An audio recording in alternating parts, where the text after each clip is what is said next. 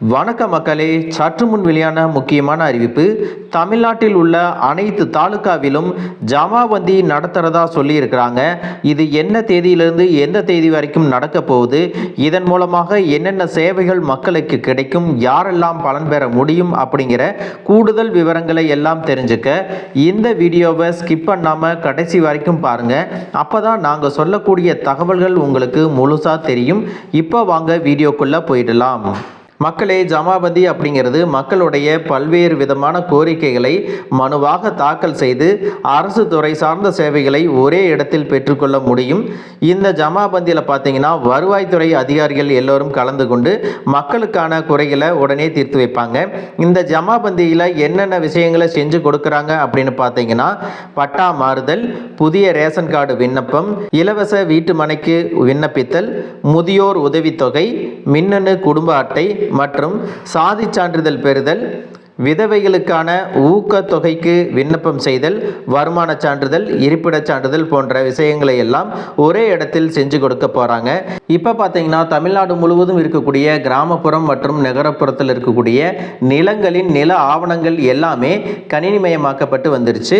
இதை நம்ம தெரிஞ்சுக்கணும் அப்படின்னா e-services.tn.gov.in அப்படிங்கிற இணையதளத்தின் வாயிலாக பொதுமக்களின் பயன்பாட்டிற்கு கொண்டு வரப்பட்டிருக்கிறது. இருப்பினும் பல சிட்டாவில் இருக்கக்கூடிய பட்டாதாரர்கள் இறந்தவர்களுடைய பெயர்கள் நீக்கப்படாமல் அவர்களின் பெயர்களுக்கு பதிலாக வாரிசுதாரரின் பெயர்கள் அல்லது தற்போது இருக்கக்கூடிய உரிமையாளர்களின் பெயர்கள் சேர்க்கப்படாமல் இருக்கிறது. எனவே இந்த பட்டாவில் இருக்கக்கூடிய இறந்த நில உடைமையாளர்களின் பெயர்களை நீக்கிவிட்டு அவர்களின் வாரிசுதாரர்கள் அல்லது பதிவு செய்யப்பட்ட ஆவணம் வாயிலாக உரிமை பெற்றவர்களின் பெயர்களை சேர்க்க பொதுமக்கள் உரிய ஆவணங்களோடு சேவை மையங்களின் வாயிலாகவோ அல்லது சிட்டிசன் போர்ட்டல் வாயிலாகவோ விண்ணப்பிக்கலாம் அப்படின்னு சொல்லியிருக்காங்க. மேற்படி விண்ணப்பங்கள் ஆவணங்களின் அடிப்படையில் அந்தந்த வட்டாட்சியர் அலுவலகங்களில் நடக்கக்கூடிய ஜமாபந்தியில் பரிசீலனை செய்யப்பட்டு பட்டாதாரரின் பெயர் மாற்றம் தொடர்பாக உரிய ஆணைகள் பிறப்பிக்கப்பட்டு நில ஆவணங்களில் உடனடியாக அப்டேட் பண்ணிடுவாங்க. அதனால் தாலுகா அலுவலகத்தில் நடக்கக்கூடிய ஜமாபந்திக்கு செல்பவர்கள் தங்களுக்கு தேவையான அனைத்து ஆவணங்களையும் தவறாமல் எடுத்துட்டு போகணும். தவறும் பட்சத்தில் தங்களுக்கான சேவையை பெறுவதில் காலதாமதம் ஏற்படலாம் அப்படின்னு சொல்லியிருக்காங்க. அதோடு மக்களே, இந்த பட்டா மாறுதல் தான் மிகப்பெரிய விஷயமா இருக்கு. அந்த விஷயத்தையும் இந்த ஜமாபந்தியில் உங்களுக்கு எளிமையாக மாற்றி கொடுத்துருவாங்க. இன்னொரு விஷயம் இதில் என்ன அப்படின்னு பார்த்தீங்கன்னா, பட்டா மாறுதல் செய்ய விரும்புபவர்கள் இணையதளம் வாயிலாக பட்டா மாறுதல் விண்ணப்பம் சமர்ப்பித்துவிட்டு அதனுடைய நகலை எடுத்து செல்ல வேண்டும். மேலும் அன்றைய தேதி வரை நீங்கள் வைத்திருக்கக்கூடிய சொத்திற்கு வில்லங்க சான்றினையும் கட்டாயம் எடுத்து செல்ல வேண்டும்.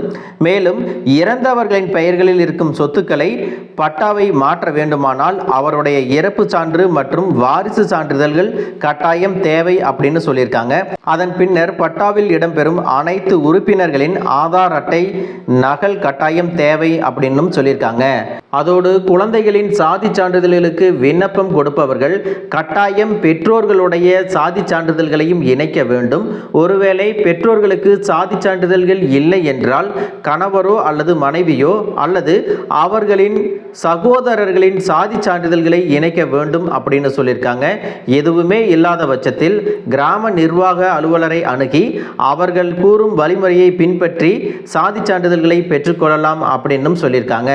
அதற்கு அடுத்ததாக பார்த்தீங்கன்னா OAP அப்படின்னு சொல்லக்கூடிய முதியோர் பென்ஷன் வாங்குவதற்கு விண்ணப்பம் செய்பவர்கள் கட்டாயம் BPL கார்டு, அதாவது வறுமை கோட்டுக்கு கீழே இருக்கக்கூடிய அடையாள அட்டையை வைத்திருக்க வேண்டும்.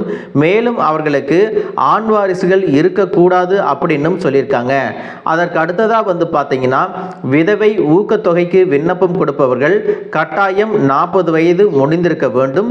அவர்களுக்கு 18 வயதிற்கு மேல் ஆண் வாரிசுகள் இருக்கக்கூடாதுங்கிற தகவலையும் சொல்லியிருக்காங்க.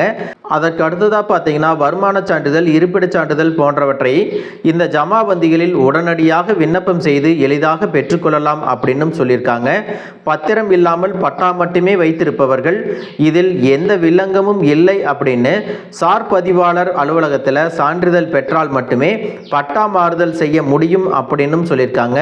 உச்ச வரம்பில் வழங்கப்பட்ட நிலமாக இருந்தால் நிச்சயம் 1974 உச்ச வரம்பு ஆர்டர் கண்டிஷன் பட்டா மற்றும் வட்டாட்சியரிடமிருந்து பெற்ற தடையில்லா சான்று வைத்திருக்க வேண்டும். மேலும் நீதிமன்ற வழக்குகள் அந்த இடத்துல இருக்கக்கூடாது அப்படிங்கிறதையும் சொல்லியிருக்காங்க. அதோடு மிக முக்கியமான விஷயம் என்ன அப்படின்னு பார்த்தீங்கன்னா, ரேஷன் கார்டில் மாற்றம் செய்ய விரும்பவர்கள் கட்டாயம் ஒரிஜினல் ரேஷன் கார்டு மற்றும் அதில் இருக்கக்கூடிய அனைத்து நபர்களின் ஆதார் அட்டைகளை எடுத்து செல்ல வேண்டும். அந்த குறிப்பிட்ட ரேஷன் கார்டில் பதிவு செய்யப்பட்ட அலைபேசி எண்ணையும் எடுத்து செல்ல வேண்டும் அப்படின்னு சொல்லியிருக்காங்க. 1 வருடத்திற்கு மேலாக இறந்தவர்களுடைய பதிவு செய்யாதவர்கள் இறப்பு பதிவு செய்யப்படவில்லை அப்படின்னு சார் பதிவாளர் அலுவலகத்தில் சான்று பெற்று கோட்டாட்சியரிடம் கொடுக்க வேண்டும் அப்படின்னு சொல்லியிருக்காங்க. வாரிசு சான்றிதழ்களை பெற விரும்புபவர்கள் அவர்களின் வாரிசுகள் யாரேனும் ஒருவர் விண்ணப்பம் கொடுத்தால் போதும். ஆனால் இறந்த நபருடைய அனைத்து வாரிசுகளின் ஆதார் அட்டையையும் சமர்ப்பிக்க வேண்டும் அப்படின்னு சொல்லியிருக்காங்க.